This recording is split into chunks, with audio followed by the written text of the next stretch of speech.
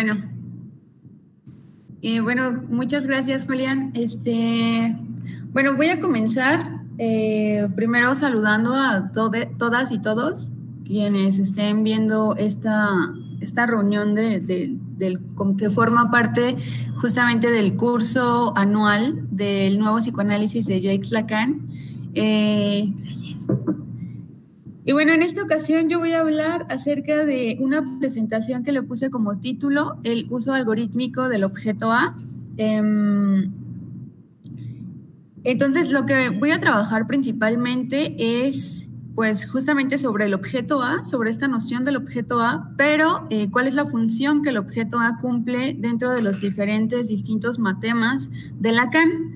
Es lo que me interesa trabajar en específico. Entonces, es lo que voy a intentar hacer el día de hoy, ¿no? Vamos a ver cómo el objeto A va cumpliendo una función que podríamos denominar es una función constante, que desde las matemáticas o desde la física se considera que una función constante pues es algo que no tiene cierta variabilidad, ¿no? Sino que persevera de la misma manera. Entonces, pareciera que el objeto A cumple justamente una función constante en diferentes matemas y vamos a hacer un desarrollo por medio de este conjunto de temas y cómo el objeto implicado en cada uno de ellos, ¿no? Bueno, a mí me interesa resaltar justamente cómo se trabaja este objeto A desde el psicoanálisis y cómo el objeto A nos acerca a aquello que Lacan denominaba las ciencias conjeturales, porque solamente se puede dar cuenta de este objeto A no por medio de la percepción, ¿no? En el seminario 13, clase 2, Lacan menciona que el objeto A no es algo que el analista pueda encontrar en la realidad tangible, no es algo que pueda percibir, sino que es algo que pertenece al orden de la abstracción, ¿no? Entonces, es lo que me interesa resaltar y para ello vamos a trabajar 3 niveles de cientificidad, que esto lo retomo de un colega, compañero también de Apola, que se llama Sebastián Mas, con quien estamos desarrollando un trabajo pues riguroso sobre el tema de la articulación entre física y psicoanálisis. Y mi compañero Sebastián justamente hablaba de estos 3 niveles de cientificidad que se pueden retomar desde la física. El primer nivel es podríamos denominarlo el nivel del absoluto, el segundo es el nivel relativista y el tercero es el nivel cuántico. El primer nivel se considera que es donde se parte de estructuras que son absolutas. Es decir, aquí nos estaríamos ubicando dentro del paradigma de la física clásica. El segundo nivel, que es el nivel relativista, es donde se integra la función del observador, ¿sí? Que nosotros en psicoanálisis lo podríamos dar cuenta de la lista.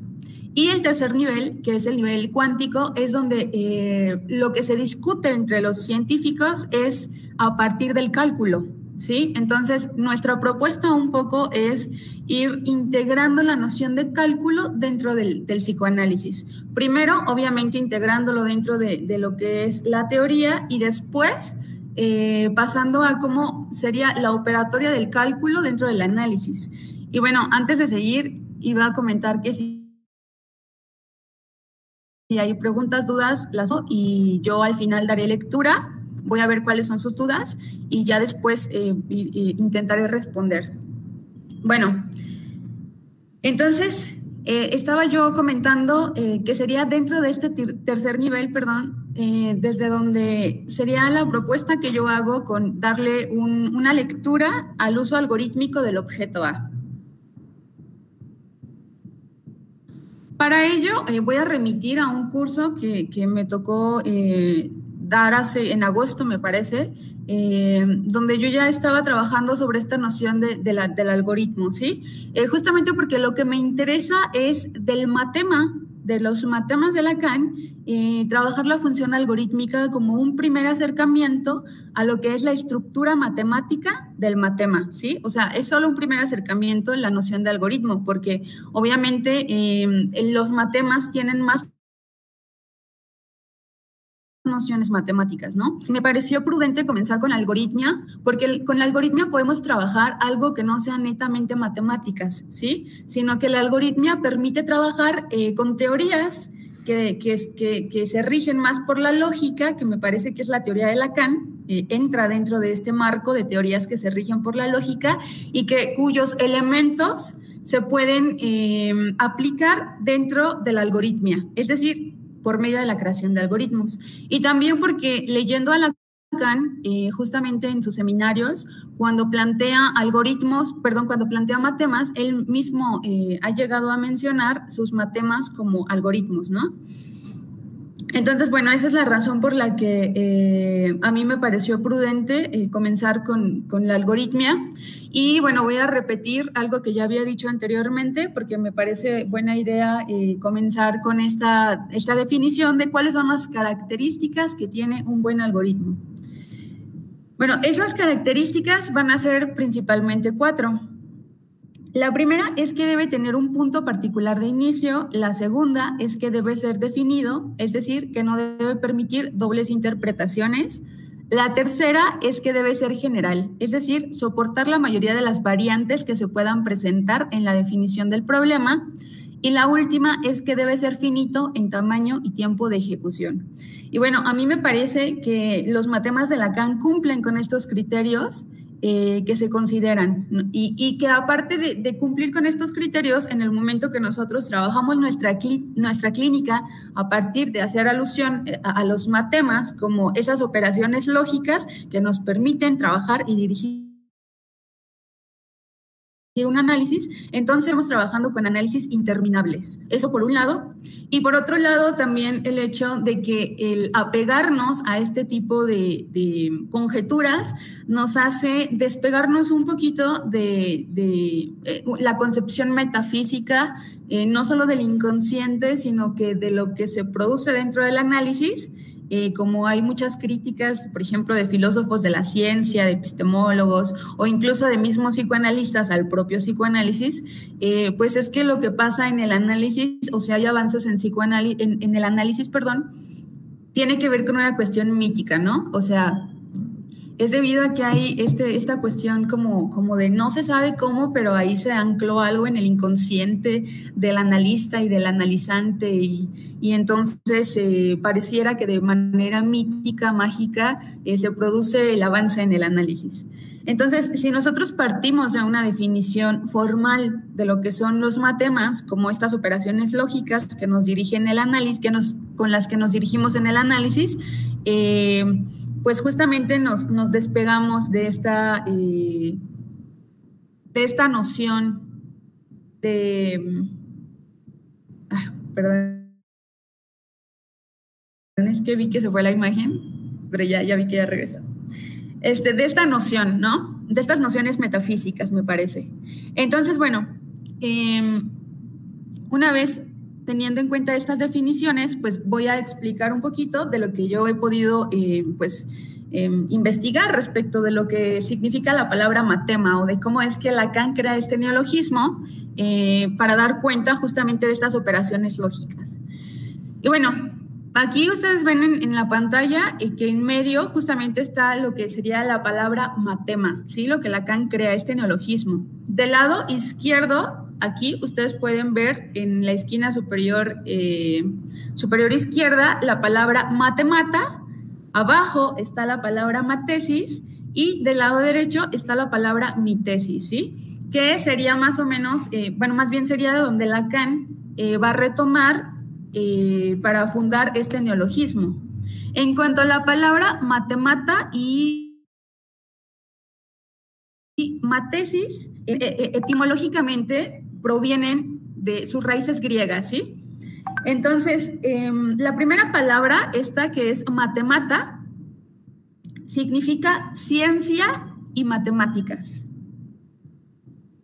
Y la segunda palabra, que es matesis, significa lo que se puede enseñar a un alumno o transmitir a un discípulo, ¿sí? O sea, justamente porque el hecho de que se pueda transmitir el psicoanálisis a partir de los matemas haría no solamente que se pierdan estas dobles interpretaciones o múltiples interpretaciones y que nos vayamos por la vía de un camino lógico, formal, abstracto, sino que también sea comunicable, ¿sí? Entonces, podríamos sostener que matema resulta de un efecto homofónico que pasa entre la lengua griega y la francesa. En otro valor, que ese valor nuevo va a ser matema, estas dos acepciones de la palabra, ¿sí? O sea que etimológicamente hablando, matema se desprende, ¿no? O deriva de estas dos palabras, ¿sí? Ahora, mi tesis, pues, es algo que Lacan retoma de Lévi-Strauss, y para Lévi-Strauss, perdón, me equivoqué ahí, es mi tema. Tuve ahí un equívoco, ahí ustedes disculpen.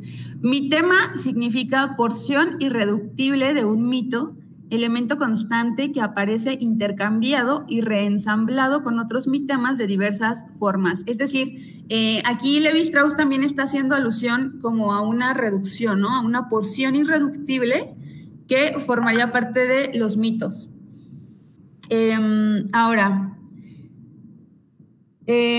justamente Lacan va a dar con esta definición de matema, gracias también a su álgebra lacaniana, ¿no? A lo que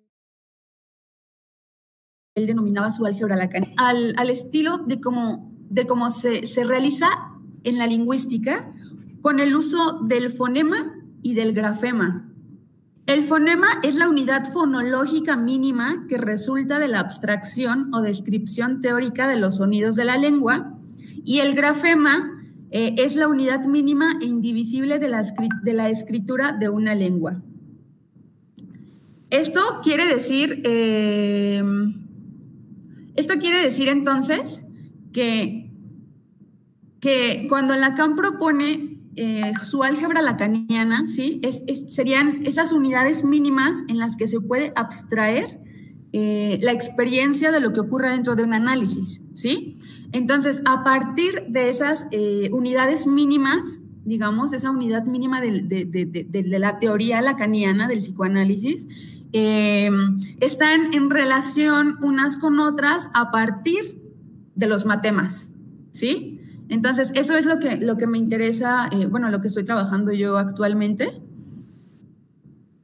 Y bueno, entonces podríamos decir como un primer acercamiento a lo que es el uso algorítmico del objeto A, pues justamente que el objeto A, como Lacan lo propone como ese objeto epistemológico que va a definir lo que es el objeto de estudio del psicoanálisis, y que dentro de su álgebra, ser como A minúscula, sería esa unidad mínima en la que se puede abstraer el psicoanálisis, ¿sí? Su psicoanálisis en específico o su teoría del psicoanálisis. Y sería a partir del cual no solamente es nuestro objeto de estudio, sino también es nuestra clínica, ¿sí? Lo que Alfredo en un determinado momento denominó la clínica del objeto A. Bueno, entonces, en La ciencia y la verdad, texto de 1966, escritos 2, pues encontramos justamente que el objeto de estudio es el objeto A, ¿sí? Y por otro lado va a trabajar también Lacan la noción de sujeto, estableciendo que el sujeto con el que trabajamos es el sujeto de la ciencia. Entonces voy a leer algunas pequeñas citas de Lacan, que dice la primera: ese hilo no nos guió en vano, puesto que nos llevó a formular al final de nuestro año nuestra división experimentada del sujeto como división entre el saber y la verdad, acompañándola de un modelo topológico, la banda de Möbius, que da a entender que no es de una distinción de origen de donde debe provenir la división en que esos dos términos vienen a converger. Es decir, recordemos que en este texto Lacan comienza a hacer una diferenciación entre el individuo de Freud y su sujeto, ¿sí? Entonces, su sujeto va a decir, se va a caracterizar por ser absolutamente vacío. Es decir, estaríamos trabajando con un sujeto abstracto, ¿sí? Un sujeto que no vamos a encontrar en la realidad tridimensional, sino que es bidimensional y que Lacan formaliza a partir de la cinta de Möbius. Entonces, una vez que Lacan ya propone esto, después va a decir que el sujeto está, si puede decirse, en exclusión interna de su objeto. Entonces, fíjense cómo aquí ya va integrando el objeto, ¿sí? Que sería el objeto A, justamente. Y ya va integrando esta función del adentro, que rompe justamente con el adentro afuera, al decir que el objeto es el sujeto está en exclusión interna de su objeto. Bueno, y conforme va avanzando, después comenta, el objeto del psicoanálisis, muestro mi juego con él, no es otro, sino lo que he enseñado ya de la función que desempeña en él el objeto A. Entonces, llega ya ese punto del texto, ¿no? Donde menciona que nuestro objeto de los psicoanalistas, pues es justamente el objeto A. Entendiendo que este objeto A, como mencionaba, es abstracto, ¿sí? Entonces, bueno, si el objeto del psicoanálisis es un objeto abstracto, no resulta sorpresivo después dar con toda una teoría que resulta contraintuitiva, ¿no? Y bueno, entonces el psicoanálisis así sería aquella práctica que surge en el campo de la ciencia para hacerse cargo de aquello que produce, pero que no puede explicar del todo, ¿sí? Que sería el sujeto de la ciencia. El psicoanálisis está en constante interacción con el saber y la verdad. Eso que produce la ciencia es una verdad medio dicha o a medio decir. El psicoanálisis se ocupa de estudiar el retorno de la verdad en la falla del saber. Y hay algo del psicoanálisis entonces que contradice el campo de la ciencia, ser como inasimilable, abstracto y difícil de comprender, ¿no? Que sería un poquito ese posicionamiento o esa mirada desde donde nos ven pues los científicos o los filósofos de la ciencia o los epistemólogos, ¿no? Que no terminan de poner críticas sobre el psicoanálisis para intentar infundamentarlo como que no se acerca para nada o no tiene aspiraciones científicas, ¿no? Cuando sería justamente lo contrario, y sería porque de lo que se ocupa, porque el psicoanálisis se ocupa de eso de la verdad que se pierde cuando la ciencia intenta producirla, que es el objeto A. Ok. Bueno, ahora, de ahí vamos a pasar a lo que es el sujeto en la cinta de Möbius, donde es el corte entre saber y verdad, donde se produce un resto. Por tanto, nuestro objeto de estudio pues es este resto que sería el objeto A, ¿sí? Entonces yo ahí puse en la diapositiva, de este lado, en esta imagen más bien, ustedes pueden ver justamente cómo podríamos hacer una cinta de Möbius, que yo creo que todos o todas ya lo hemos hecho, ¿no? Alguna vez. Y justamente ahí donde se produce la torsión, que sería lo que formula esta única cara, justamente, pero una de las propiedades topológicas de esa cinta de Möbius es que si nosotros vamos dando un recorrido por esa cinta, nos damos cuenta que a la primera vuelta que damos, estamos como en sentido contrario, ¿sí? Entonces, es cuando se produce ese choque, podríamos decir, que se produce ese corte que yo aquí en la tercera imagen lo intenté como ejemplificar o no sé, esquematizar. Y entonces en el corte es justamente donde tenemos el objeto A. Y esto me parece que es clave para que nosotros podamos ir dando con esta relación sujeto-objeto, que es una relación epistemológica, ¿no? Justamente que entonces el sujeto se sitúa ahí con su objeto, con este objeto A. Bueno, ahora, ya que di esta introducción, vamos a la definición matemática del objeto A. Esto lo tomé de Martín Krinkevix en El Rey está desnudo, el artículo donde habla del 1 de Frege. Entonces, la definición matemática que vamos a dar entonces al objeto A es como conjunto vacío, ¿sí? El conjunto vacío es lo que ustedes están viendo ahí en pantalla. Y aquí me gustaría retomar también que el objeto A, si bien Lacan lo postula como objeto causa del deseo, como objeto acósmico, también, si ustedes están de acuerdo, me parece que del seminario 10 en adelante, Lacan ya empieza a trabajar de lo real como parte de justamente de una de las características, ¿no?, de este objeto A, o de las definiciones que da este objeto A, hablando de imaginario simbólico y real, perdón. Entonces, el objeto A justamente sería un objeto que se encuentra ubicado en lo real, ¿no? Tiene esta dimensión de lo real. Y bueno, en el enlace Borromeo es el único objeto, podríamos decir, matemático de Lacan, donde el objeto A está justamente en medio, ¿no? Pero de todas maneras, este objeto A sigue cumpliendo esta función, que es la función del conjunto vacío. Y lo que harían los tres registros justamente sería bordear este conjunto vacío para que no quede como un vacío sin límites. Entonces, bueno, el conjunto vacío, que es lo que me interesa trabajar más que nada como esta función constante que les vengo mencionando. El conjunto vacío, primero que nada, un conjunto pues va a ser una colección de objetos llamados miembros o elementos. Y el conjunto vacío, fíjense cómo aquí el conjunto vacío está dado por este símbolo, ¿sí? Cabe resaltar que es distinto de cero en cuanto este símbolo viene a designar un conjunto sin elementos. Entonces, mientras que el cero es un conjunto con un solo elemento, que sería ese mismo número cero, y pues que tendría más, el cero tendría más esta connotación de ser un número que forma parte de la cardinalidad o de la serie numérica, ¿no?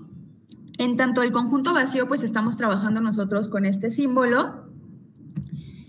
Y bueno, para esto habría que remontar un poquito a lo que es la inexistencia, justamente desde Frege, como esta inexistencia que hay posibilidad de simbolizar. Entonces, para definir el conjunto de lo inexistente, se puede hacer utilizando una equivalencia. Solamente se puede dar con ella a partir de la refutación del principio de identidad, ¿sí? Que es uno de los principios aristotélicos. Entonces, si lo que es idéntico a sí mismo, lo que no es idéntico a sí mismo será la definición del conjunto de lo existente, ¿sí? Que es lo que nosotros estaríamos viendo aquí, donde dice definición, donde X es igual a menos X, es decir, que no hay idéntico a sí mismo, ¿sí? Y del lado derecho también podemos observar que X es diferente de X, o sea, estaríamos apelando al principio de no identidad. Y bueno, es gracias al símbolo entonces que podemos construir este conjunto de lo inexistente, donde el cero de la cardinalidad todavía no es un número, sino una propiedad del conjunto vacío, tanto como su definición X diferente de X y su extensión, es decir, dentro de él, que en este caso es ninguno, como nosotros podemos ver aquí, ¿sí? La extensión es que no hay ningún objeto, o sea, dentro de este conjunto vacío no hay ningún objeto, por eso es un conjunto vacío, ¿no? Y cuyo cardinal sería cero, pero no en tanto pertenece todavía a la serie numérica, sino en tanto es una propiedad del conjunto vacío, ¿sí? Bueno, esta sería la definición matemática del objeto A, ¿sí? Este conjunto vacío. Y vamos, a partir de esta definición, vamos a comenzar justamente con este recorrido de cómo el objeto A va a cumplir una función dentro de diferentes matemas.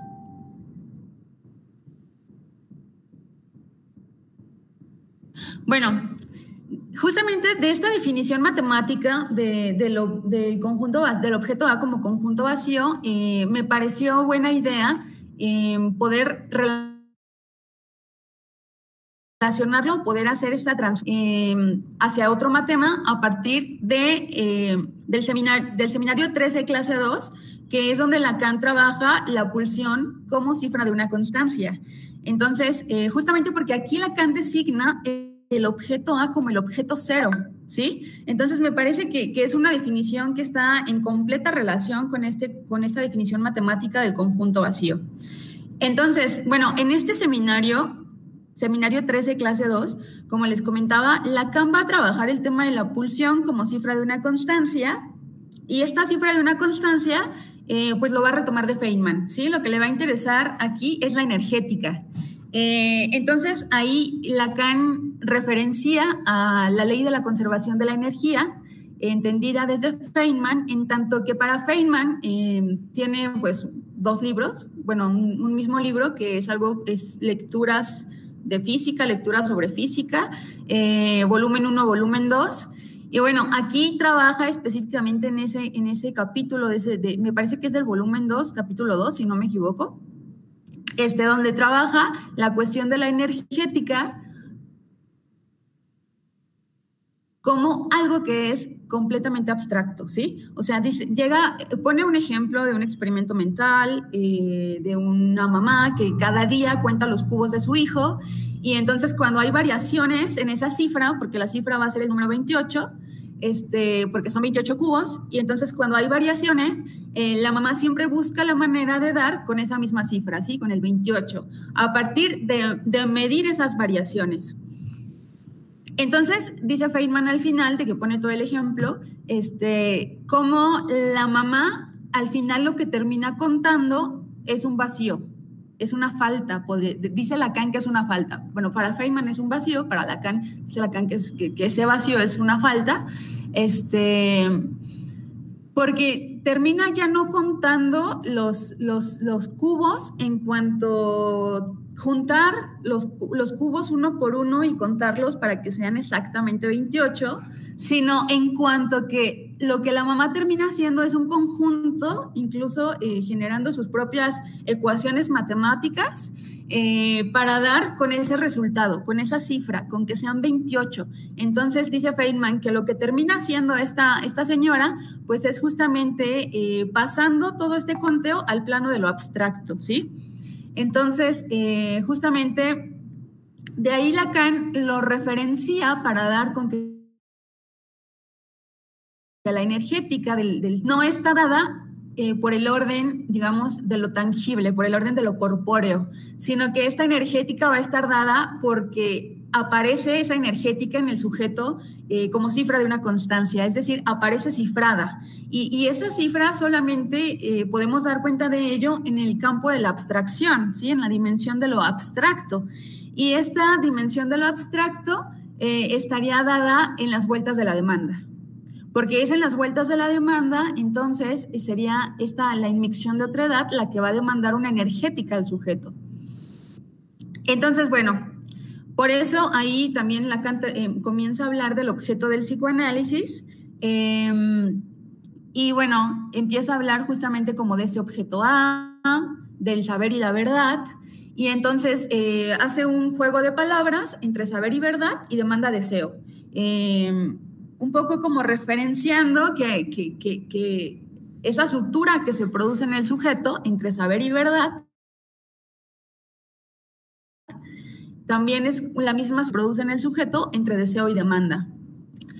Y bueno, de ahí pasa a lo que es la cifra de una constante, ¿sí? De una constancia. Entonces, a mí me parece que esta cifra de una constancia, trasladándola en el plano del psicoanálisis, en este plano de cómo se funda la energética para el sujeto, no se puede entender si no es por medio del objeto A. Porque entonces esa cifra se estaría, pues valga la redundancia, se estaría cifrando a partir de que lo que está haciendo es bordear el objeto A. O sea, no se puede entender la demanda si no es a partir del bordeamiento, ¿sí? De este bordeamiento del objeto A. O sea, van juntos, van unidos.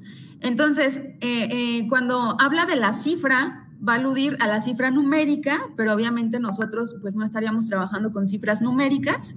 Ahorita vamos a pasar a ese desarrollo. Y bueno, entonces la pulsión sería algo que aparece cifrado alrededor de una constante que es el objeto A, ¿sí? Entonces, esa cifra está también apareciendo constante porque lo que está determinando el cifrado es la manera de bordear ese objeto. Entonces, me parece que da con mi definición que yo le quiero dar al objeto A, que es justamente como manejarla como una constante, que me parece que si hacemos una lectura pues de los matemas, no sé si llamarle lectura matemática o lectura formal más bien, una lectura formal justamente de las funciones que ocupan estas unidades mínimas que les comentaba del psicoanálisis, que son los símbolos del álgebra lacaniano, y podemos dar cuenta o comparar en diferentes matemas justamente las funciones que cumple cada una de estas unidades mínimas. El objeto A podríamos trabajarla como una constante, a manera como por ejemplo en física, a partir de que se da esta ruptura en el paradigma de la física clásica, y a partir de que Einstein con la relatividad produce una ruptura en el paradigma de la física, en las ecuaciones, entonces ahora se tiene que integrar la C. No sé si ustedes recuerden la C, que es la constante de la velocidad de la luz. Entonces, justamente esta constante de la velocidad de la luz, esta C minúscula, se tiene que integrar en adelante en las ecuaciones, porque es algo que aparece en la realidad del físico, realidad abstracta desde la noción de campo, y ahí está, ¿no? Está siempre la constante de la velocidad de la luz, designando justamente algo que es imposible, que es superar la velocidad de la luz, ¿no? En ese momento de ese quiebre, en ese paradigma. Entonces, yo más o menos intento darle una lectura así al objeto A, como esta constante que siempre va a aparecer en los matemas, justamente porque es el objeto con el que trabajamos en psicoanálisis, no solamente teóricamente en el momento de que, pues bueno, es nuestro objeto de estudio, sino que en el análisis también estaríamos trabajando con ese bordeamiento del objeto A. Bueno, entonces, avanzando un poquito más, podemos dar con lo que Lacan denominó, pues la cifra, bueno, yo lo denominé más bien, esta cifra significante a partir de esta lectura que hice de Lacan, la energética, ¿no? Entonces, digamos que si el físico trabaja con cifra numérica, pues nosotros no vamos a trabajar con cifra numérica porque pues, no trabajamos con números, pero vamos a trabajar con cifra significante, que en una aproximación a una definición de cifra significante, podríamos decir, retomo de Lacan, clase 2, seminario 13, que sería esa relación en red de las funciones determinantes de la estructura del lenguaje y del campo de la palabra. Si esta estructura en red, por ejemplo, tiene una ventaja, precisamente la de pertenecer a un mundo topológico. Lo que quiere decir donde las conexiones no se pierden porque el fondo es deformable, blando y elástico. Y las modificaciones de proporción, fíjense cómo Lacan aquí ya está integrando la noción de, bueno, este objeto topológico que es el toro. Dice, las modificaciones de proporción de la métrica del conjunto, o sea, ahí en el momento que ya está hablando de métrica, está haciendo una alucinación, una referencia a lo que es la geometría curva. Sí, que es la geometría curva es la que trabaja pues justamente con la métrica. Entonces dice, las modificaciones de proporción, o sea, la variación de esa cifra de la métrica del conjunto empalma esos cuatro términos uno sobre el otro. Está ahí a la derecha el señalamiento de 4 de esas redes estructurales, en principio bajo el nombre de agujero. Entonces, fíjense cómo yo aquí a la derecha, lo que les comentaba, que Lacan en esta clase empieza a hablar de saber, ¿verdad?, demanda, deseo, justamente apelando a lo que estaría determinando. Ahí sería el objeto A. O sea, el saber, la verdad, la demanda y el deseo están en una relación, digamos, cuadrática, en esta estructura cuaternaria mínima que propone Lacan. retomándola pues de la teoría de números naturales, y lo que estaría en medio, cumpliendo su función como conjunto vacío, es decir, haciendo un agujero, sería el objeto A.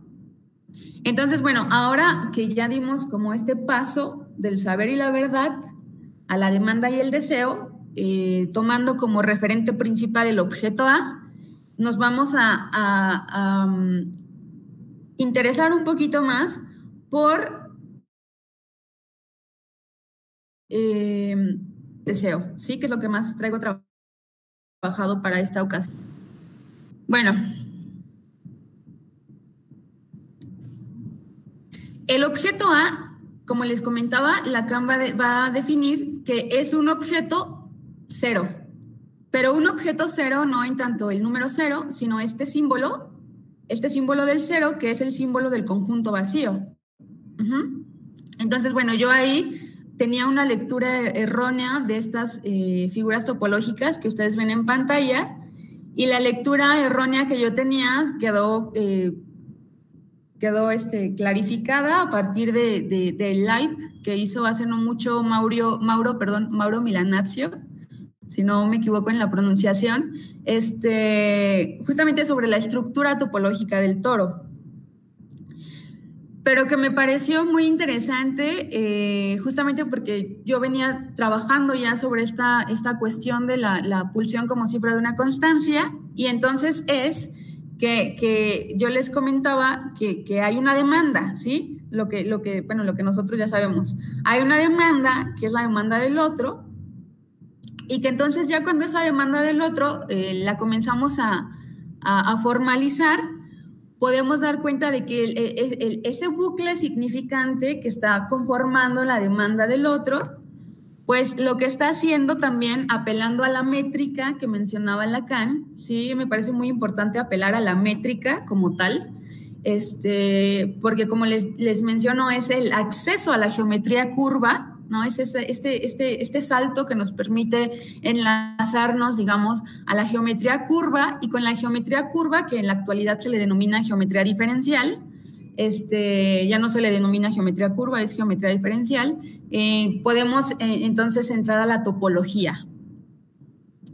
Entonces, estas vueltas de la demanda, sí, que están aquí, es donde se está cifrando la energética, ¿sí?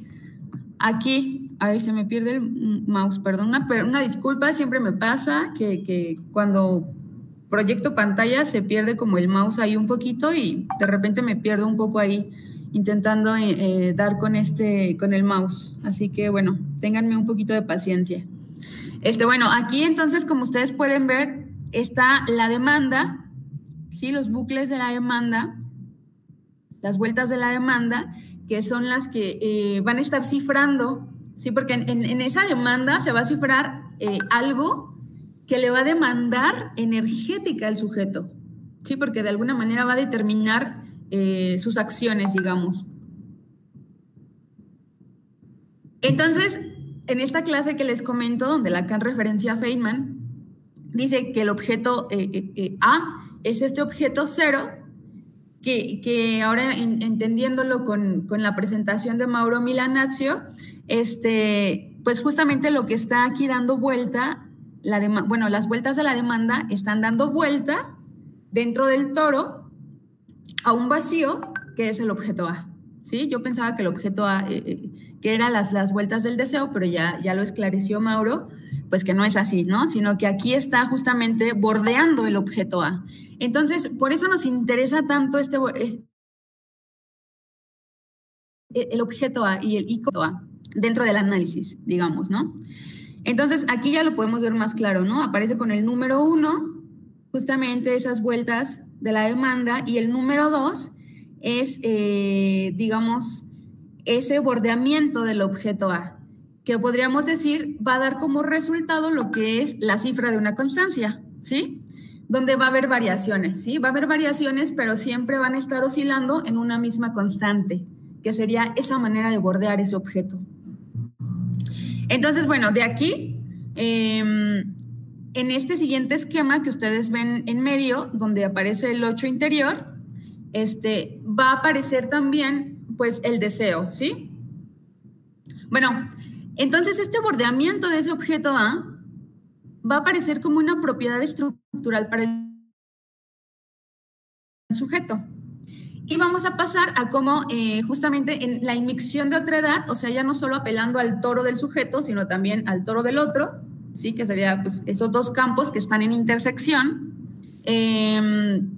para pasar a ese modelo topológico de la inmixción de otra edad, bueno, pues necesitamos del 8 interior, ¿sí? Porque en este 8 interior, en esta vuelta del 8 interior, es no solamente donde aparece ya el deseo también, como esa vuelta del deseo, que es la que aparecería aquí, ¿sí? Esta sería la vuelta del deseo, y el 8 interior sería lo que va a producir justamente bueno, más bien como podemos dar con la inmixción, ¿sí?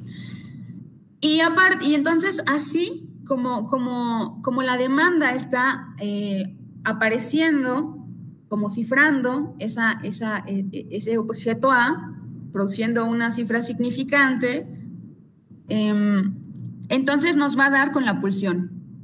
Justamente con esa definición de la pulsión como cifra de una constancia, que ustedes pueden ver aquí en el esquema de la derecha, que como les venía mencionando, en este 8 interior que se produce aquí, pues vamos a tener también de este lado el 8 interior, que también sería la cinta de Möbius, donde en ese corte, bueno, el sujeto está atravesado por ese corte y nuevamente tenemos el objeto A, ¿sí? Como les venía mencionando, que Lacan en esta clase habla de saber verdad, pero luego de ahí da el paso o el salto a demanda-deseo, de cómo pensar la demanda y el deseo dentro de esta misma lógica. Bueno,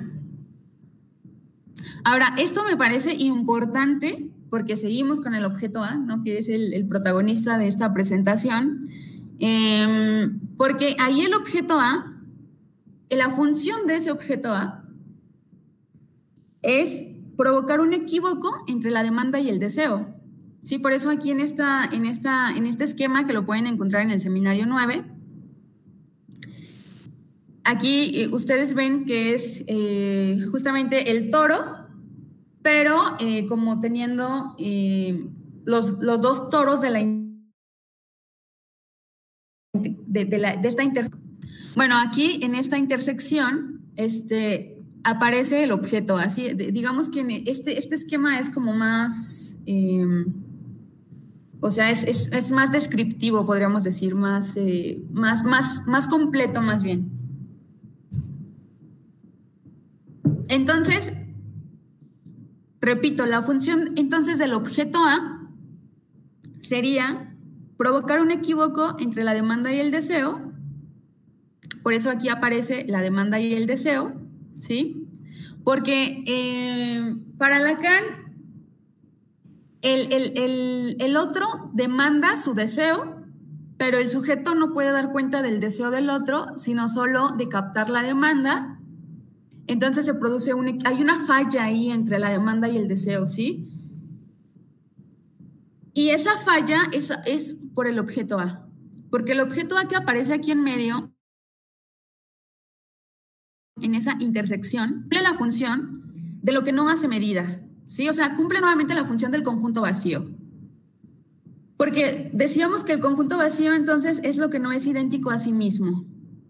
Entonces, aquí el proceso de identificación entre el sujeto y el otro no puede ser por medio de la demanda y el deseo, sino por medio, bueno, justamente porque este conjunto vacío va a aparecer como ese no idéntico a sí mismo, lo que no hace medida, y entonces, y también porque el sujeto, digamos, no solamente intentaría responder a la demanda, sino que el sujeto queda como el objeto, perdón, el deseo, como ese objeto de deseo del otro, ¿sí? Y que viene a ocupar el lugar de una falla en el otro, ¿sí? Porque como el otro no es completo, necesita del sujeto completamente, ¿no? Entonces ahí tenemos la inmixción de otra edad.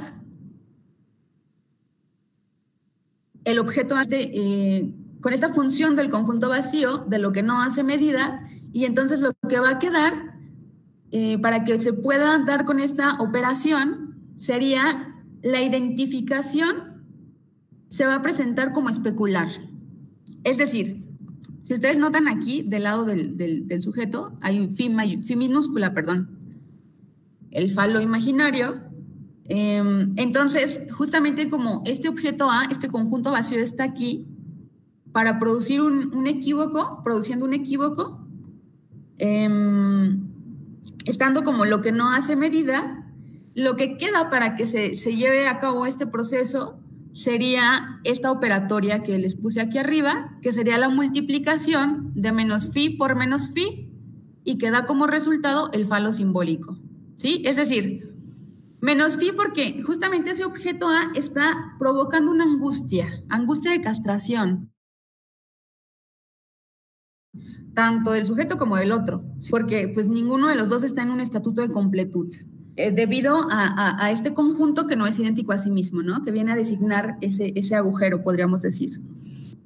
Entonces, lo que queda para que se pueda llevar a cabo la estructuración del sujeto es esta multiplicación del menos phi, que está del lado del sujeto, y del menos phi, que está del lado del otro, y que va a dar como resultado el falo simbólico, como aquello en donde ya el sujeto queda, digamos, atrapado en esta relación especular, y entonces queda anclado al gozo del otro.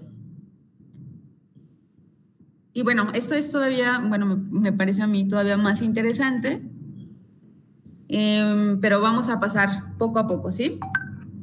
Ahora, para ir entendiendo mejor esta parte de cómo se produce este atravesamiento del sujeto en el campo del otro, voy a remitir a la clase 8 del seminario 10, donde Lacan pone el esquema del espejismo subjetivo, que aquí lo que estaríamos trabajando un poquito, fíjense cómo ya hemos integrado poco a poco diferentes concepciones matemáticas que introduce Lacan al psicoanálisis para formalizar justamente sus propuestas. Y bueno, aquí en el espejismo subjetivo estaríamos trabajando un poco, digamos, un primer acercamiento a el esquema del espejo cóncavo, ¿sí? Pero aquí estamos hablando del esquema de los dos, donde están los dos jarrones, y estaríamos remitiendo a la geometría proyectiva, ¿sí? Otra referencia de Lacan hacia la matemática, ¿no? Que Lacan toma de la matemática justamente esta noción bueno, dice, aquí el objeto A cumple la función de la causa del deseo, es la noción de un exterior anterior a cierta interiorización del exterior que se sitúa aquí, en A, antes de que el sujeto, en el lugar del otro, se aprehenda en X, en esta forma especular que introduce para él la distinción del yo moi y del no yo non moi. Bueno, a ver, vamos por partes. Tenemos dos esquemas, uno que y otro que tienen a la derecha. Ok. En el primer esquema o la primera figura, lo que nos viene a designar Lacan es que la constitución del sujeto deviene como un espejismo subjetivo donde el sujeto se aprehende en X en forma especular. Entonces, fíjense cómo aquí tenemos al sujeto en relación con el objeto A, y aquí tendríamos justamente como ese espejo, ¿no? Que sería donde estaría A mayúscula, o sea, el otro, la función del otro, ¿no? Y del lado derecho vamos a tener X, que sería ese significado al sujeto, y tendríamos ya el sujeto barrado. Entonces, aquí del lado izquierdo, donde vamos a tener el sujeto en relación con ese objeto A va a ser la noción de ese exterior anterior a cierta interiorización, es decir, aquello que me viene del otro y que a la vez se instaura como lo más íntimo, ¿sí? El afuera que está dentro, podríamos decir. Y entonces el sujeto aquí se va a aprender en X. O sea, de aquí vamos a pasar a cómo este sujeto que nosotros tenemos, que es atravesado por este campo del otro, ¿sí? Que ya somos atravesados por este espejismo subjetivo, entonces nos vamos a aprender en X, a partir del significado que se nos venga otorgado desde el otro. Entonces, una vez que aquí, como pueden observar, aquí ya se atraviesa por ese espejismo subjetivo, entonces pasamos a la figura 2, o el esquema de la derecha, que viene a denominar el advenimiento del otro en el campo del sujeto, que introduce la distinción del no yo, no moi, que aquí lo tenemos, ¿sí? El moi y el no moi, o sea, el yo y el no yo. Y entonces aquí el objeto A, si ustedes pueden notar, aparece como la causa del deseo. Sí, el objeto de la causa del deseo. Entonces, bueno, esa X, digamos que justamente es esta angustia, pues bueno, esto lo retomo del seminario de la angustia, entonces aquí aludiríamos a la angustia que produce no saber qué significo, ¿no? Y este no saber qué significo que produce angustia, entonces, digamos, solamente podríamos hacer una operatoria sobre ello a partir del que sería justamente el bordeamiento que nosotros vemos aquí del jarrón, ¿no? Y aquí lo mismo para el otro. Por eso aquí en este esquema, lo que viene a denominar el espejo subjetivo sería también un bordeamiento.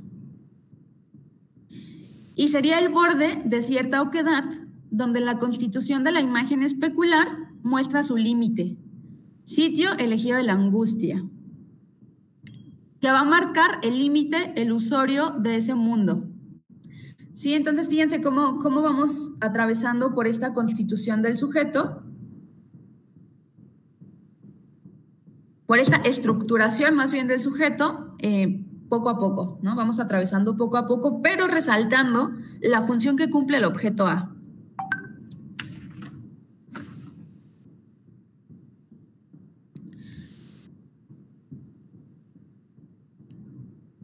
Bueno.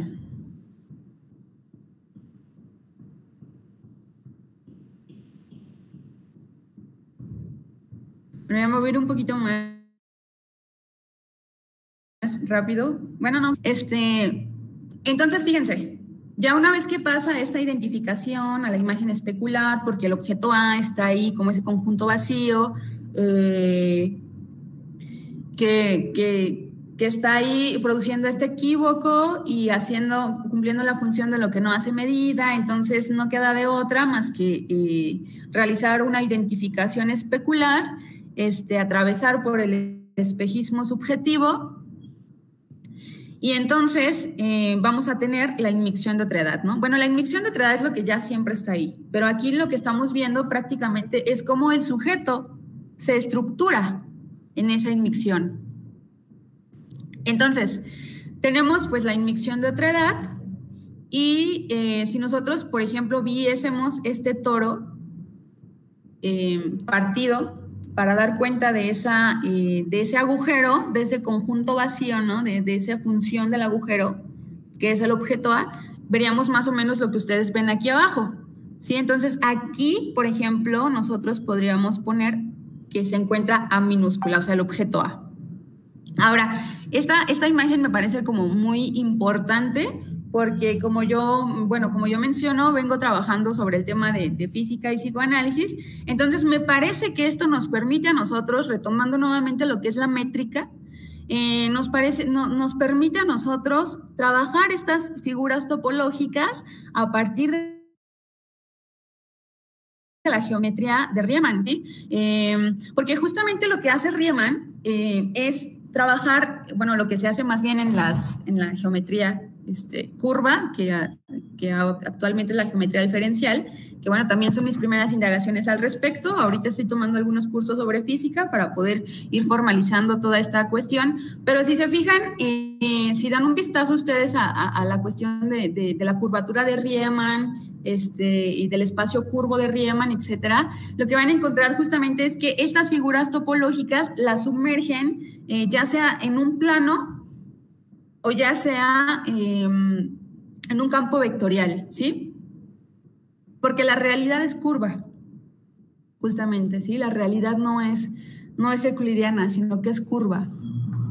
Entonces, nosotros podríamos trabajar todas estas figuras topológicas a través de formalizaciones, digamos, al estilo de la física, que sería algo que nos acercaría, bueno, sí que nos acercaría un poquito a la cuestión de la física, que sería justamente que la diferencia entre el físico y el matemático es que mientras el matemático trabaja netamente en esta dimensión de lo real, es decir, en esta dimensión de lo abstracto, en esta escritura real, con números, con objetos matemáticos, etcétera, pues el físico también lo hace, pero el físico alude a los objetos matemáticos, a todas estas nociones de la matemática para dar cuenta de realidades, de dimensiones que no puede ver a simple vista, ¿no? Por ejemplo, un agujero de gusano o un agujero negro, que por ejemplo, hablando de agujeros negros, pues está más avanzado todavía ese tema, ¿no? De los agujeros negros, gracias a Stephen Hawking. Y pues bueno, se sabe que de la existencia de agujeros negros, pero de un agujero de gusano, por ejemplo, no se sabe que realmente haya agujeros de gusano. Sin embargo, se pueden hacer justamente recreaciones de esas realidades, porque queda claro que el físico teórico no va al espacio exterior a ver qué es lo que pasa allá afuera, entre los planetas o en las galaxias, para entonces comenzar a describir cómo está conformado un agujero de gusano, un agujero negro, etcétera, sino que lo hace a partir de la utilización de modelos matemáticos. Y me parece que por esa vía nosotros podríamos, tendríamos un punto en común, ¿sí? Que no trabajamos solamente con cuestiones matemáticas, sino que nosotros también estamos buscando, estamos indagando sobre la dimensión, ¿sí? Que sería la dimensión del inconsciente, que sería lo que se pone en escena dentro de un análisis. Entonces nosotros trabajamos dentro de una dimensión, trabajamos en esta dimensión, y lo que buscamos es demostrar esta dimensión o hacer pequeñas demostraciones de esta dimensión a partir justamente de esta formalización, ¿sí? Entonces, fíjense cómo ahí vamos siguiendo integrando como estas cuestiones de la función algorítmica, ¿no? Y bueno, entonces fíjense cómo aquí del lado derecho también podemos observar, digamos, esta formalización, que estaríamos apelando a una escritura real con un componente simbólico, ¿sí? Que sería parte de lo que Lacan establece como el matema. Hay una escritura real porque es una escritura que apela a la matemática, pero hay un valor también simbólico porque estamos trabajando por la vía del significante, ¿sí? Y esto me parece todavía sumamente más interesante en el momento que Lacan da cuenta, por ejemplo, cuando habla de física, que los físicos producen todo su conjunto de formulitas, porque él le llama formulitas, a partir de que ellos también están en esa dimensión, ¿sí? A partir de que hay significante, entonces también hay escritura real, en cuanto los físicos pueden dar cuenta de sus formulitas a partir de que ellos también pues están atravesados por el significante, están atravesados por el lenguaje, ¿no? Entonces, aquí estaríamos apelando a la escritura lógico-formal, y, por ejemplo, aquí del lado izquierdo, donde yo estoy describiendo, digamos, lo que significa esto, estaríamos apelando a la lógica, ¿sí? A la lógica, que sería aquello que nos va a decir, digamos, donde estaría depositado el lenguaje también para especificar qué es lo que quieren decir estos matemas, ¿no? O estos esquemas, grafos, etcétera. Y bueno, entonces, si a estos toros los ubicamos como la relación del sujeto al otro, nos permitiría mostrar cuál es la relación entre el sujeto y el otro en estas respecto de la demanda y el deseo. Esto es, allí donde se trata del vacío del deseo, el sujeto coloca una demanda del otro. En esta cuestión de la dependencia del sujeto a la demanda. En el lugar de vacío del deseo del otro, allí, el sujeto coloca la demanda y a la inversa. Esta sustitución entre deseo y demanda, esto va a llevar a Lacan a decir en su versión del sujeto que el sujeto sustituye la falta del otro por la demanda, que eso da la constitución del fantasma neurótico. Entonces, vamos avanzando todavía un poquito más. O sea, ya vimos lo que es esta identificación a la imagen especular, vimos el atravesamiento por el espejo subjetivo, que es el atravesamiento por el campo del otro, y entonces ante esa falta del otro, justamente ahorita vamos a ver cómo esa falta del otro va a estar puesta, depositada sobre esos bucles de la demanda. Entonces, ante esta falta del otro, el sujeto sustituye esa falta por la demanda. Como les comenté, les leí ahí, que dice que eso da la constitución del fantasma neurótico. Bueno, vamos avanzando poco a poco.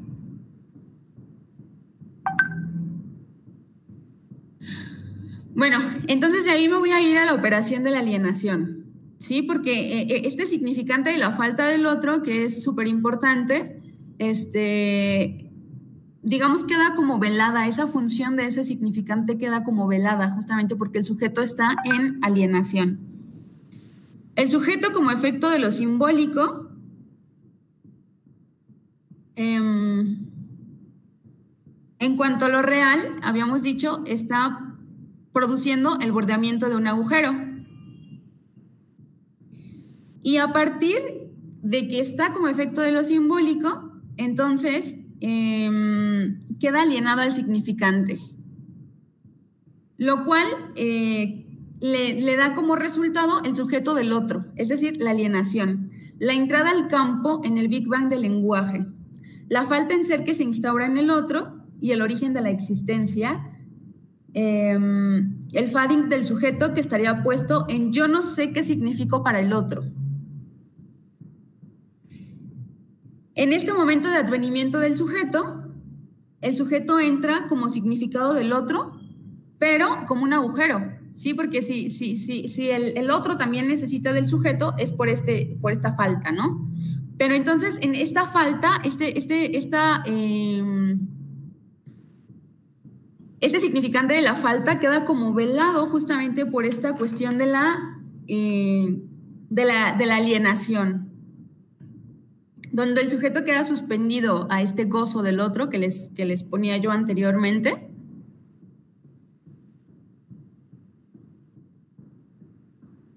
Y entonces de ahí vamos a pasar a el objeto A como residuo de la alteridad del otro.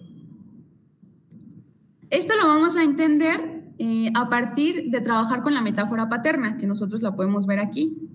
¿Sí? Esta metáfora que va a dar con la significación y el sujeto en el campo cerrado del deseo.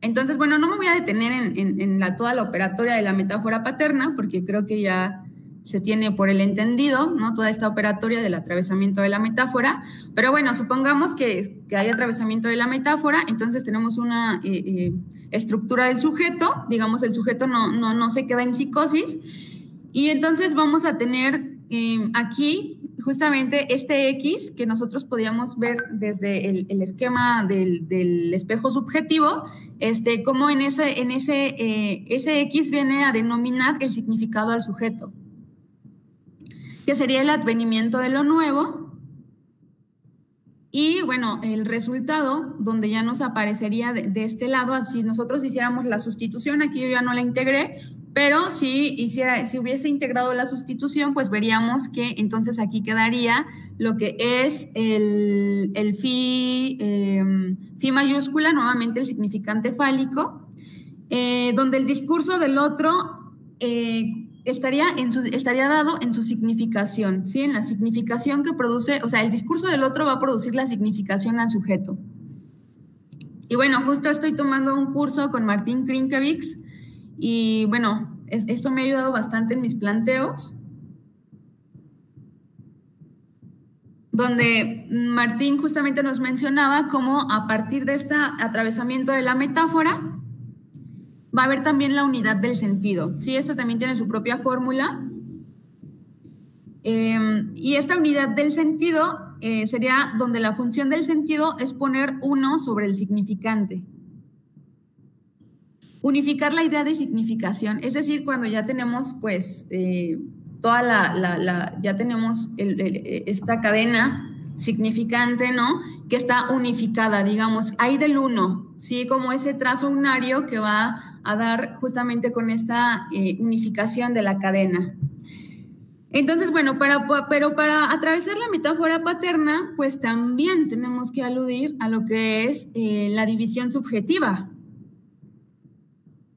Y esta división subjetiva, que es la que ustedes pueden ver a la derecha, ¿sí? Y aquí nuevamente aparece el objeto A, por eso aquí pongo cuál es la función de ese objeto A.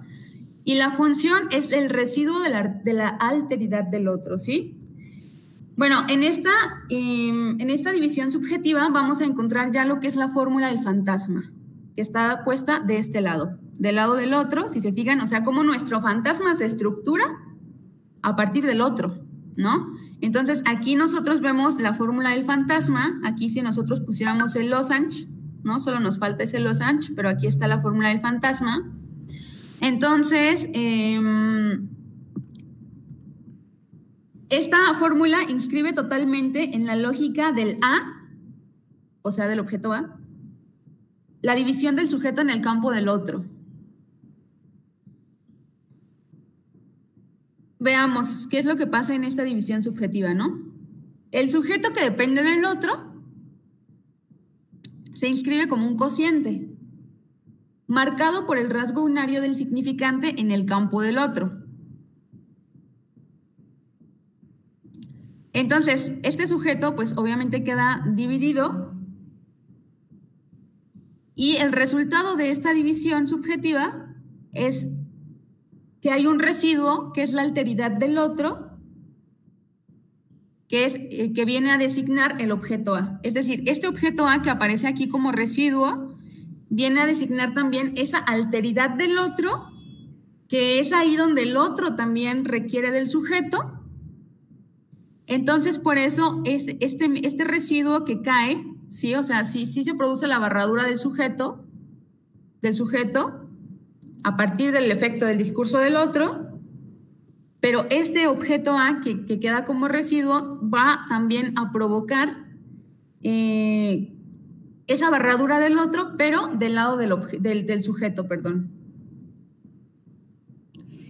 Y entonces se va a producir el fantasma como el apoyo de mi deseo que está en su totalidad del lado del otro, ¿sí? Entonces ahí vamos poco a poco, como les voy mencionando, haciendo este recorrido del objeto A. Entonces esto también implica que lo que está de mi lado, o sea, del lado del sujeto, lo que está del lado del sujeto lo constituye como inconsciente porque no lo alcanza. ¿Por qué? Porque es el otro, justamente, esta función del otro. Bueno, espero que vaya quedando claro. Estoy aquí pendiente del YouTube, pero no veo que hasta ahora hayan mencionado algo. Entonces, no sé si tienen dudas, si algo no va quedando claro, pues pueden igual como escribirlo. No sé a qué hora se acaba, me parece que se acaba a las 8. Ay, perdón, a mis 8, que son sus 10, si no me equivoco. Pero bueno, creo que voy bien en tiempo. Entonces pueden ir como poniendo comentarios. Es que no sé si se vaya entendiendo, pero bueno. Entonces, esto lo retomo de Martín. El sujeto se crea en un imposible que es solo atravesando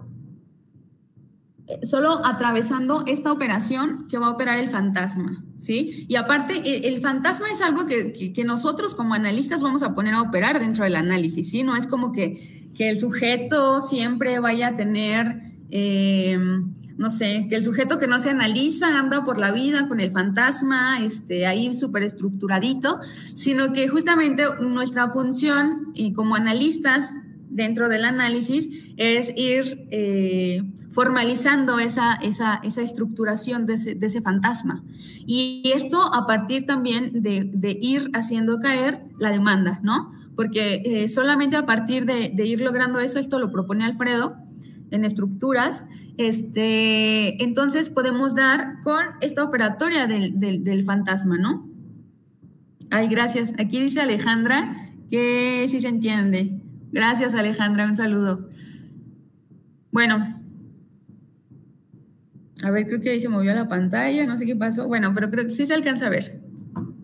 Entonces, bueno, fíjense cómo es muy importante ir operando justamente sobre este objeto A, ¿sí? Por eso propongo el objeto A como esa constante. Entonces,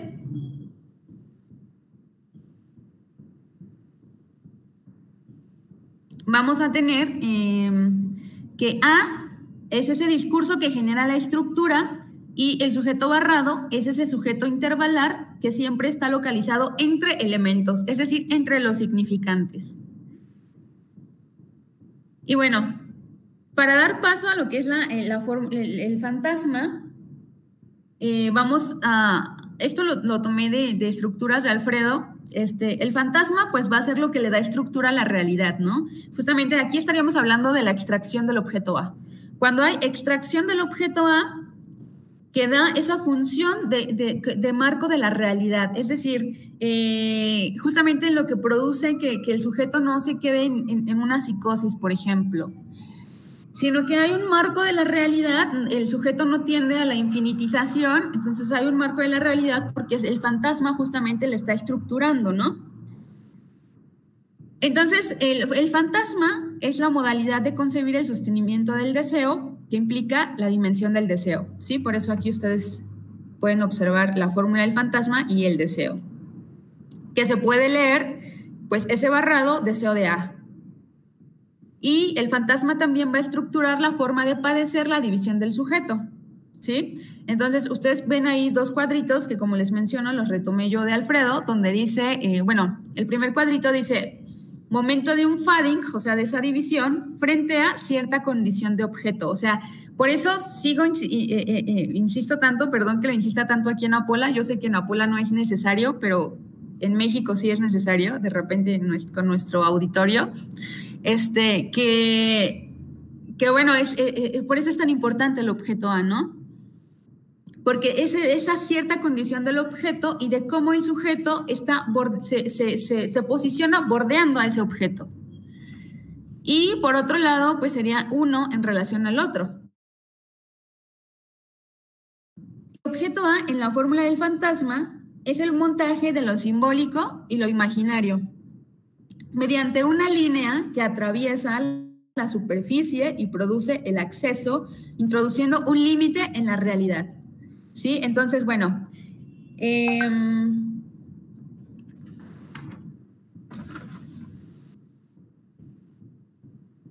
esta escritura de la fórmula va a revelar justamente la posición de un hablante ser en la lógica de la extracción del objeto A. Entonces, por ejemplo, en el caso de lo que son las neurosis, pues podríamos encontrar esta fórmula del fantasma, ¿no? Pero, por ejemplo, también es importante, bueno, a mí me pareció interesante ver cómo, o el juego que produce el objeto A, más bien la función, perdón, que produce el objeto A, dentro de lo que sería, por ejemplo, el fantasma sadiano, ¿no?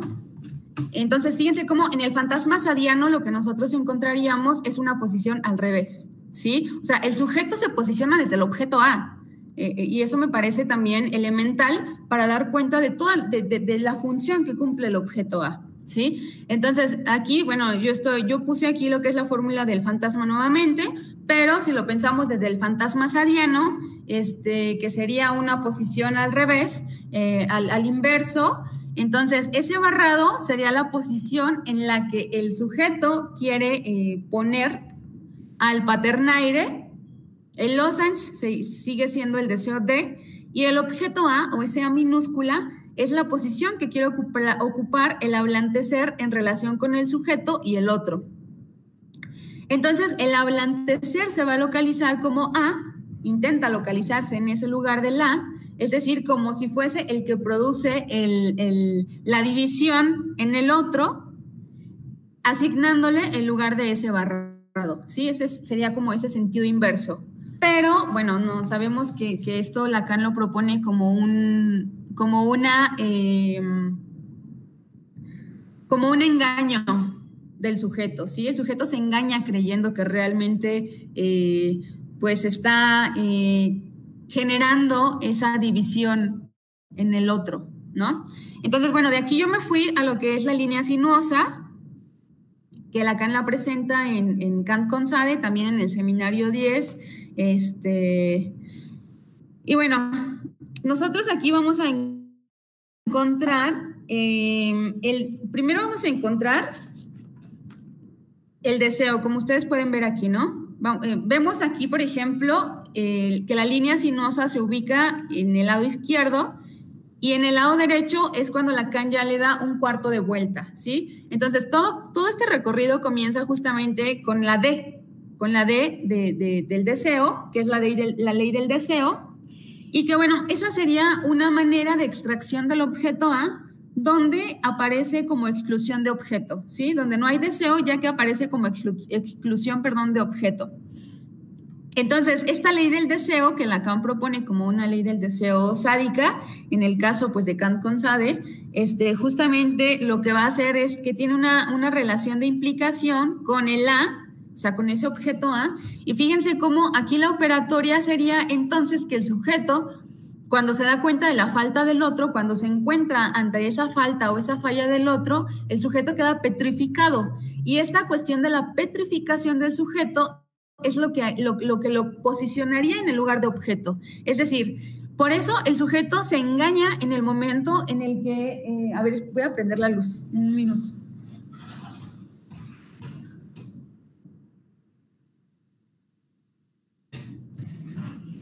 Listo, bueno, entonces el sujeto se engañaría en el momento que él cree que produce esa división en el otro, porque más bien lo que queda ahí es que el sujeto queda en un lugar de objeto, o sea, justamente porque queda petrificado ante esa falta del otro, ¿no?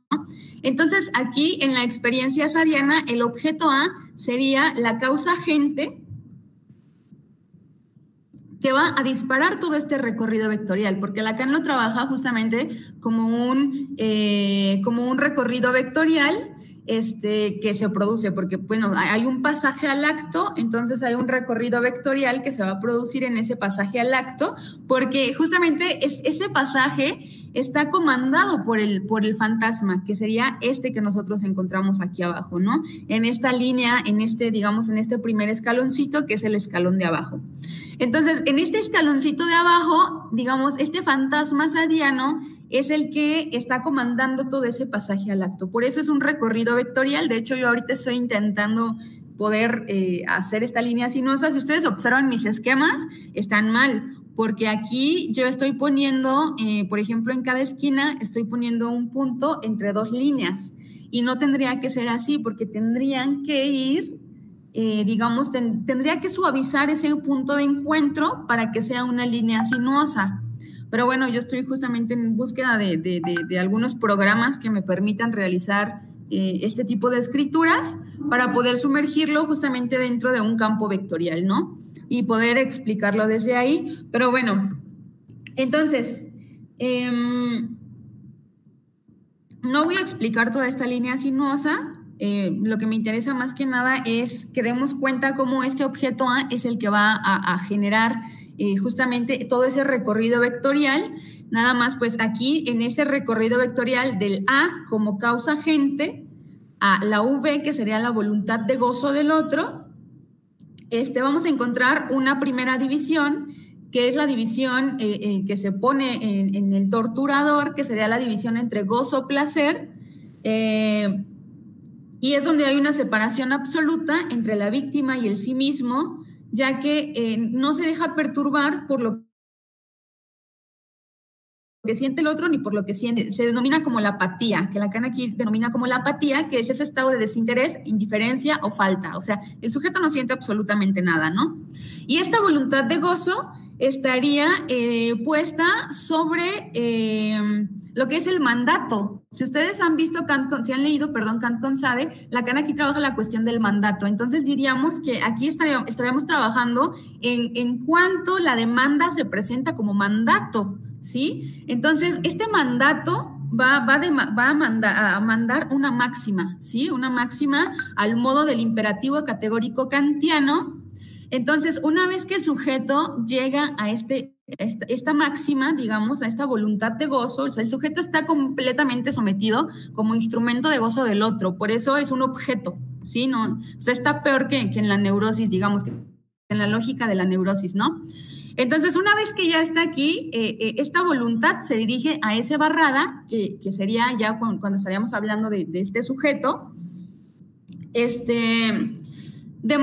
diciéndole lo que tiene que hacer con que ese sería la víctima, ¿sí? Entonces, cuando ya llegamos a este sujeto barrado, es un sujeto barrado por el significante, pero esta barradura está llevada al extremo, y como está llevada al extremo, es lo que lo posiciona como objeto, ¿sí? Entonces, bueno, ya que está llevada a este extremo, digamos, que se produce esta barradura, por último, el recorrido que va de ese barrada a ese, que sería la víctima, va a haber otra segunda división, que sería una división puesta en la víctima, una división subjetiva, entre el sujeto del placer y el sujeto de la razón práctica, donde la víctima queda escindida y lo que se produce es la angustia, que es lo que buscaría el torturador, ¿no? Entonces, el resultado sería este sujeto que Lacan denomina el sujeto patológico bruto del placer, ¿sí? Que esto lo retoma pues de Kant. Entonces, bueno, ya una vez que se produce todo esto, todo este recorrido vectorial y que el fantasma aparece ahí como utopía del deseo, brindando una estática del fantasma, provocando una afánisis en el sujeto, es decir, el sujeto desaparece. Por eso el sujeto es un instrumento, ¿no? Va a haber un cuarto de vuelta, que era lo que yo les estaba mencionando, y este cuarto de vuelta ya sería en este segundo esquema, donde en el cuarto de vuelta el objeto A, si ustedes ven aquí el objeto A, sigue apareciendo como el inicio de esa línea sinuosa, pero como ya se produjo un cuarto de vuelta, es decir, ya se terminó con toda la experiencia sadiana, el objeto A va a ser la función de la escoria de un fantasma donde el sujeto no se repone de su síncope, ¿sí? Porque como decía, el sujeto es un instrumento.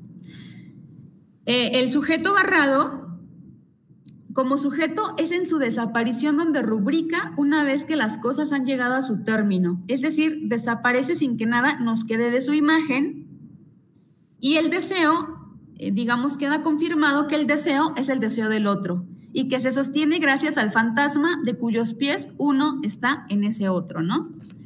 Entonces, fíjense cómo todo esto está comandado por el objeto A, ¿sí? Por eso el objeto es nuestro principal protagonista. Y bueno, ahora volviendo a estas vueltas de la demanda, y a este esquemita que yo les había puesto en una diapositiva anterior, entonces vincular este bobinado, dice Lacan, a la repetición significante, al automatismo de cómo se repite el rasgo unario. Esto está en el seminario 9. Vincular estas vueltas repetitivas, aquí está hablando justamente de estas vueltas que ya habíamos dicho, ¿no? De la demanda, de las vueltas de la demanda. Entonces dice Lacan, un poquito como para cuáles son esas operatorias que nosotros realizamos en el análisis. Y dice, vincular este bobinado a la repetición significante, o sea, estas vueltas las vamos a vincular a esa repetición significante, al automatismo de repetición, a cómo se repite el rasgo unario, al carácter circular de la demanda, donde el sujeto cuenta una vuelta en menos más, ¿sí? Es decir, aparece la falla, aparece la función de la falla. Es decir, en esta vuelta de la demanda va a haber siempre una falla, ¿sí? De hecho, el día de ayer estaba viendo yo la clase de nuestros compañeros de Apola Posadas y justamente Karina habló de esta falla que aparece en esa cadena significante. Entonces, dice, siempre que se dan todas estas vueltas repetitivas de la demanda, va a haber una vuelta en más o una vuelta en menos. ¿Qué es la vuelta no contada? La vuelta de la vuelta. Una vuelta alrededor del agujero central del toro, es decir, alrededor de ese objeto A, que se ha dado como un círculo vacío. Esa vuelta está eludida en la cuenta, aparece la función del -1, por lo tanto, aparece en ese error alguna función del sujeto. Entonces, ahí estaríamos hablando, bueno, Lacan toma como referencia un cuento donde hay unos marineros que están como, no sé, en excursión, no sé cómo se llame lo que hagan los marineros, pero bueno, están unos marineros ahí en el mar y entonces lo que pasa es que cada noche se reúnen para contar que todos estén completos, ¿no? Y entonces cuando, digamos, vamos a poner como ejemplo los 28, ¿no? Los 28 cubos, ¿no? Digamos que son 28 marineros los que salieron, ¿no? Se fueron al mar en el barco. Y entonces dice Lacan, dice el cuento, que los marineros siempre se sorprenden porque llega la noche y entonces cuentan cuántos son, entonces siempre hay una falla, o cuentan uno en menos. Entonces, cuando cuentan uno en más, digamos, no hay problema, ¿no? Porque, digamos, sale que somos 29, pero en realidad siempre somos 20, pero en realidad somos 28, entonces no hay problema, ¿no? Pero el problema es cuando cuentan uno en menos, es decir, que sean 27, entonces se quedan así como de, ¿quién nos hace falta? O sea, no es que tenemos que estar todos completos, ¿no?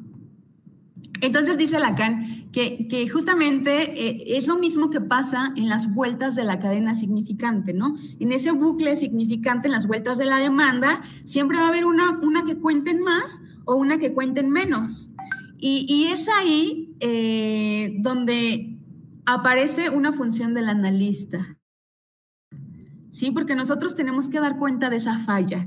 Y esa falla está apareciendo porque hay un bordeamiento del objeto A. ¿Sí? El objeto A está produciendo esa falla.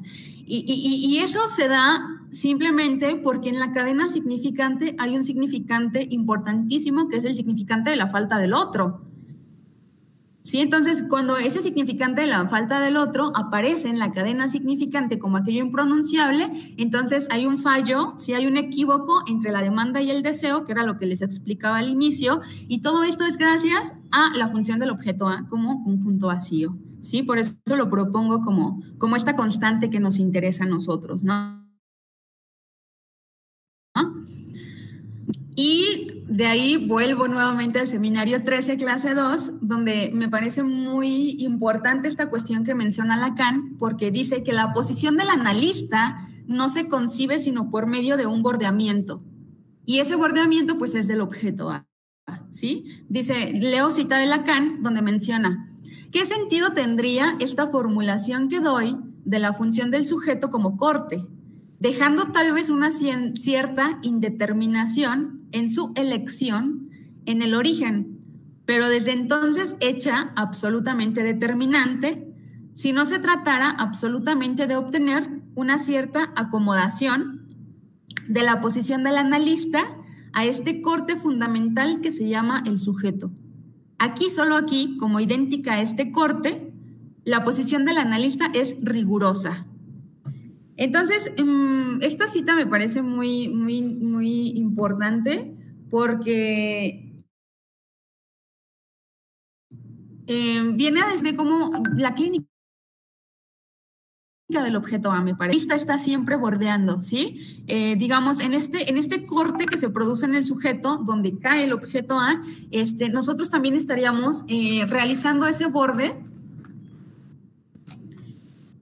que justamente hoy mi analista se llama Roberto Hernández, no sé si ustedes lo conozcan, por ahí también tiene una propuesta muy interesante sobre alioanálisis con la A barrada, cómo sería el contorneal ese real, ¿sí? Que nos llevaría al segundo bucle de la demanda. Y esas son todas operatorias de análisis que ayer también me explicaba Karina, justamente que en ese 8 interior es donde nosotros podemos hacer una intervención, hacer una interpretación, etcétera, ¿no? Pero justamente es a partir de este bordeamiento que les menciono, ¿no? Y que nosotros tenemos que dar cuenta de ese bordeamiento de ese objeto A.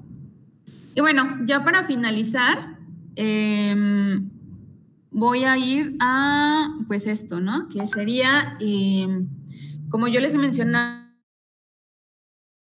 es en la cadena significante, el significante de la falta del otro, y que también ese significante, o sea, esa falta del otro, como veíamos en la división subjetiva, aparece gracias al objeto A, ¿sí? A ese conjunto vacío que está ahí. Entonces, y que no solo aparece como dando, digamos, cumpliendo una función dentro del campo del sujeto, sino también una función en el campo del otro, que es el significante de su falta, ¿sí? Es decir, no hay significado del otro. Entonces, el otro está en falta.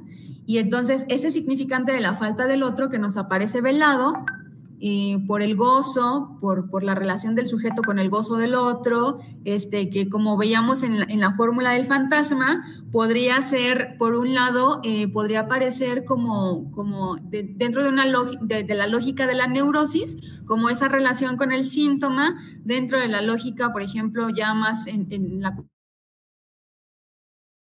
cuestión de la experiencia psíquica de la perversión, que yo no tengo trabajada toda esta cuestión de la perversión, más que lo que tiene que ver con la experiencia sadiana. La demanda aparece como mandato, pero lo que tienen en común pues sería que en ambas lógicas el sujeto está alienado al significante que le produce esa barradura y que queda suspendido al gozo del otro, ¿no? A menos, pues como les mencionaba, aquí yo ya no quise integrar como el enlace Borromeo, pero también me parece muy interesante ese enlace Borromeo porque el objeto A justamente queda bordeado por el simbólico real imaginario y entonces no queda como un vacío sin límites, ¿no? ¿Qué es lo que pasa en la psicosis y qué es lo que hace que se tienda a la infinitización, digamos, ¿no? Entonces, aquí, por ejemplo, puse la subversión de Lacan del signo lingüístico de Saussure, que sería el significante sobre el significado, que nos daría como resultado S, que aquí pondría como el enunciado con S mayúscula, o sea, con el significante en tanto que menos 1. Entonces, con eso tendríamos la raíz cuadrada de menos 1, que es el soporte conceptual del significante de la falta del otro. ¿Sí? Digamos que del lado del sujeto aparece el imposible, ¿sí? Ese real, que es ese imposible, la imposibilidad de saciar el gozo del otro, ¿no? Y que aparece como impronunciable en esa cadena significante, pues el significante de la falta del otro, que sería esa vuelta en más o vuelta en menos que siempre está produciendo una falla en la cadena significante. Y bueno, nosotros como analistas dentro del análisis estaríamos apuntando a restituir el significante de la falta del otro a partir de la función del objeto A, ¿sí? A partir de ese bordeamiento de la función del objeto A, pero primero dando cuenta cómo el sujeto se ubica respecto de ese objeto A, bordeándolo, y después, a partir de restituir esa función del objeto A, en tanto el significante de la falta del otro, y bueno, eso sería lo que yo traía preparado pues para el día de hoy. Entonces, ya para cerrar, terminaría diciendo que como pude dar cuenta al inicio,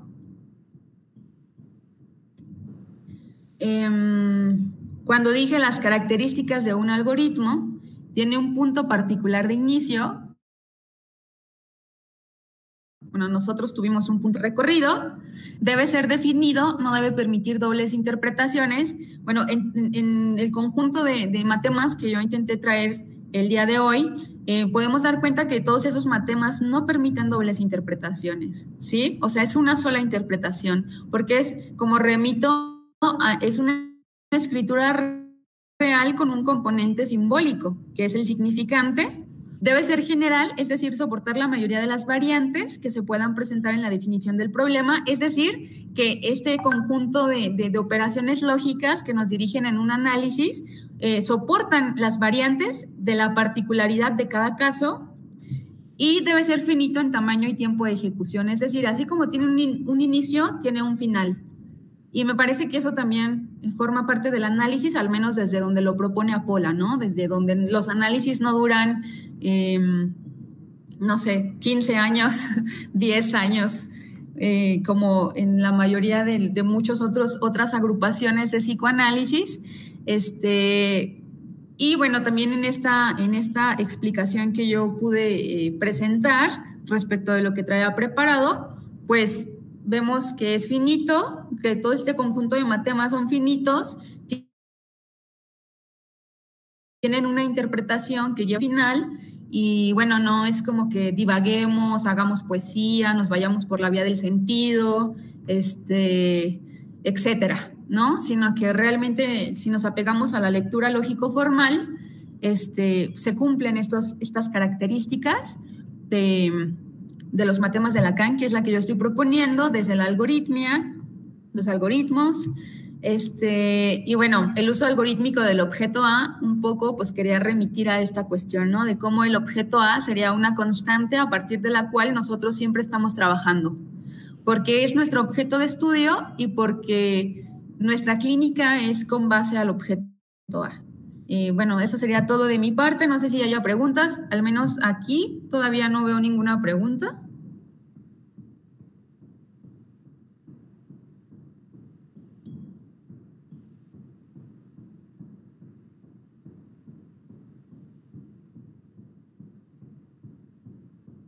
Voy a esperar unos minutos a ver si hay algunas preguntas.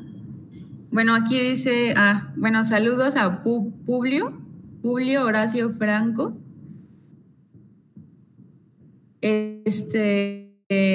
Bueno, me dice Julián que ya tenemos que cerrar, perdón, pensé que era más. Y nos vemos